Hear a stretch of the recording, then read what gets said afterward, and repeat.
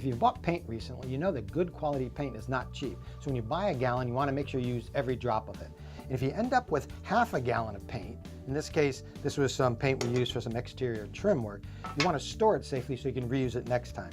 Now, although the can is half filled with paint, it's also half filled with air. And that air can cause problems, including a thick skin will form on the top layer of the paint, making it almost impossible to use next time. This happens not only with paint, but also with clear coat varnishes and sealers and things like that. So you want to try to store it safely and seal out as much air as possible. And all you need is some food wrap, regular old plastic food wrap.